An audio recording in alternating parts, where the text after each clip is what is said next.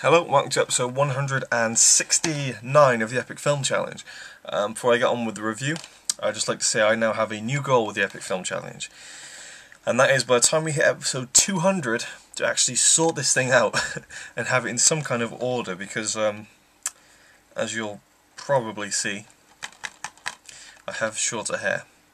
And in some of the following videos I'll have long hair.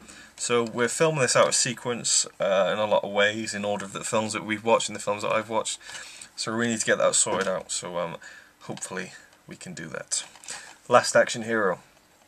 This is one of my favourite films, and screw anyone who hates this film.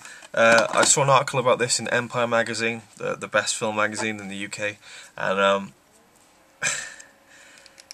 it basically ripped the whole thing apart, said it was one of the worst films ever made and it was a bomb and all that. I don't get it. I don't understand. Last Action Hero is such a good film. It stars Arnold Schwarzenegger, obviously, and he plays...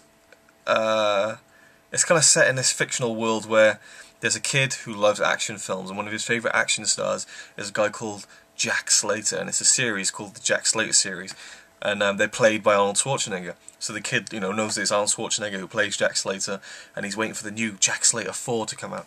And the kid is friends with an old projectionist who works at this rundown theatre, and he offers to show him the print of the new film before the premiere, but at midnight. And the kid's like, yeah, sure. So he's always skipping school to go see movies, and he goes there at 12 o'clock at night, and they watch the screen at the print of Jack Slater 4 starring Arnold Schwarzenegger. But before they do, the old projectionist guy, he gives the kid, whose name's Danny, he gives him a ticket, a golden magic ticket that was given to him when he was a child by Harry Houdini, when his dad took him to see him in the theatre. And he said, "Oh, I was always too afraid to see if it ever worked. What if Houdini was faking?" And he said, "Well, then again, what if he wasn't?" So they ripped the ticket, and Danny went in and watched the film. And it was a nice little moment, or whatever, but he didn't take too much thought out of it. He's watching this film with Arnold Schwarzenegger as Jack Slater, and the magic ticket transports Danny into the screen. Now it sounds stupid, but it's a really cool idea. I mean, it's basically every young boy's fantasy to be in a film, and no less to be in a film with a big action star like Arnold Schwarzenegger. It was perfect, and he's in the film, and the Jack Slater film, the film within a film, is so funny. I mean, Arnold Schwarzenegger rips himself to shreds in this film. He rips the action, the kind of goofy, cheesy action thriller genre to pieces in this film, with all these bad lines, like he shoots this guy when they're driving, the guy flies through an ice cream truck which blows up, and he says, "Ice that guy," to coin a phrase. Just the funniest things, like they go into a video store and Danny's trying to prove that he's like, "Oh, where's the action section?" So he's like, "You'll see yourself now, Schwarzenegger." And he goes over to the action section, and there's a big poster for Terminator 2, and it's Sylvester Stallone. And Danny's like, "No, this was you." And he's like, "What? It's his best performance ever." Just brilliant. There's so many little things. Charles Dance is the bad guy in Jack Slater. He's awesome. One of my favourite bad guys, even though it's a complete farce. So awesome.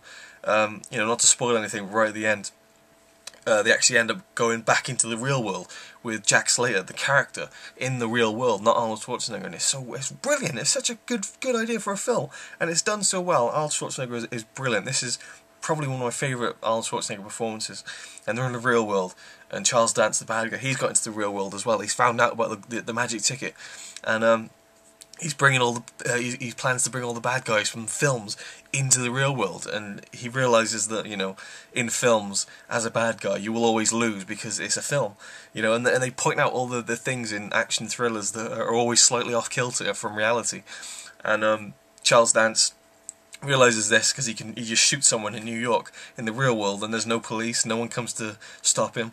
So he's like, right, I'll bring all the bad guys from the films and stuff. So he brings a bad guy from a previous Jack Slater film. But anyway, near the end, he's about to shoot Arnold Schwarzenegger, and he runs out of bullets. And or not Arnold Schwarzenegger, Jack Slater rather. Jack Slater's like, he's like, "What's the matter? You forgot this is the real world." He's like, "You made the classic movie mistake." He's like, "You forgot to reload your gun." And he goes, "No, Jack. I just left one chamber empty," and shoots him. It's brilliant.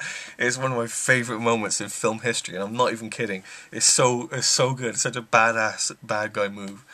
But overall, this film is actually phenomenal. The kid is great in it. There's loads of great cameos. You get Robert Patrick dressed in the police suit from Terminator 2. He's in there for a second, and it's brilliant. Absolutely fantastic. Do you know what? I'm going to give this film fuck it, 10 out of 10. Honestly, I love this film so much. It is so well done. And people say, oh, it's cheesy. That's the point. It rips the hell out of all those cheesy films, but it makes it acceptable. It's bad in a funny way, not in a bad way. Absolutely amazing. Last Action Hero. Thanks for watching.